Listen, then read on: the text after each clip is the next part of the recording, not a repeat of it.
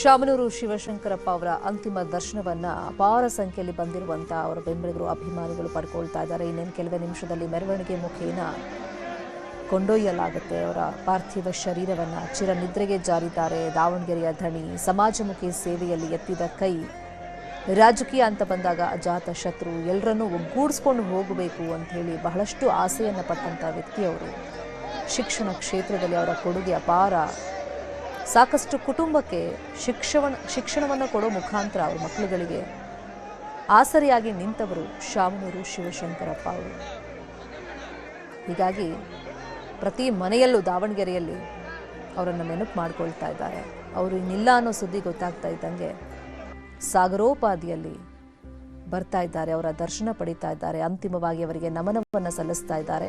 ಇನ್ನು ಶಾಮನೂರು ಶಿವಶಂಕರಪ್ಪ ಅವರ ಬಗ್ಗೆ ನಾಯಕರು ಏನೇನು ಹೇಳಿದ್ದಾರೆ, ಅವ್ರನ್ನ ಯಾವ ಥರ ಸ್ಮರಿಸ್ಕೊಂಡಿದ್ದಾರೆ ನೋಡೋಣ. ನಾವು ಕೂಡ ದಾವಣಗೆರೆಗೆ ಹೋಗ್ತಾ ಇದ್ದೀವಿ ಅವರಿಗೆ ಅಂತಿಮ ದರ್ಶನ ಪಡಲಿಕ್ಕೆ. ವಿಶೇಷವಾಗಿ ನಮ್ಮ ಪಕ್ಷಕ್ಕೆ, ಅವ್ರ ಸಮುದಾಯಕ್ಕೆ ಭಾಳ ದೊಡ್ಡ ನಷ್ಟ ಆಗಿದೆ. ಆದರೂ ಕೂಡ ಅವರು ತಮ್ಮ ಅವಧಿಯಲ್ಲಿ ಭಾಳಷ್ಟು ಸೇವೆ ಮಾಡುವಂಥ ಪ್ರಯತ್ನ ಮಾಡಿದ್ದಾರೆ ಪಕ್ಷಕ್ಕೆ ಮತ್ತು ಅವರ ಸಮುದಾಯಕ್ಕೆ. ಇವತ್ತು ಅವ್ರು ಕಳ್ಕೊಂಡ್ರಿಂದ ನಾವು ಎರಡು ಪಕ್ಷ ಅವ್ರ ಸಮಾಜ ಎರಡು ಕೂಡ ನಷ್ಟ ಆಗಿದೆ ಭಾಳಷ್ಟು. ಒಂದು ಭವಿಷ್ಯದ ನಮ್ಮ ಅತ್ಯಂತ ಹಿರಿಯರು, ಗೌರವಿತರು ಅಂತ ಮಾಜಿ ಸಚಿವರು ಮತ್ತು ಶಾಸಕ ಮಿತ್ರರಾಗಿರುವಂತಹ ಗೌರವಂತಹ ಶಾಮನೂರು ಶಿವಶಂಕರಪ್ಪನ ಅಗಲಿದ್ದು ನಮಗೆ ಅತ್ಯಂತ ನೋವಿನ ವಿಚಾರ. ಹಿಮಾಲಯ ಬೆಟ್ಟ ಎಷ್ಟು ಎತ್ತರವಿದೆಯೋ ಅಷ್ಟೇ ಎತ್ತರದ ಕೆಲಸ ಕಾರ್ಯಗಳನ್ನು ಅದು ರಾಜಕೀಯವಾಗಿ, ಸಾಮಾಜಿಕವಾಗಿ, ಶೈಕ್ಷಣಿಕವಾಗಿ, ಧಾರ್ಮಿಕವಾಗಿ, ಸಾಂಸ್ಕೃತಿಕವಾಗಿ ಬೆಟ್ಟದಷ್ಟೇ ಕೆಲಸ ಕಾರ್ಯಗಳನ್ನು ಇವತ್ತು ಸನ್ಮಾನ್ಯ ಅಗಲಿದಂಥ ಶಾಮನೂರು ಶಿವಶಂಕರಪ್ಪ ಇವತ್ತು ಸಮಾಜ ಮತ್ತು ರಾಜ್ಯಕ್ಕೆ ಮತ್ತು ದೇಶಕ್ಕೆ ಇವತ್ತು ಮಾಡಿ ತೋರಿಸಿದ್ದಾರೆ.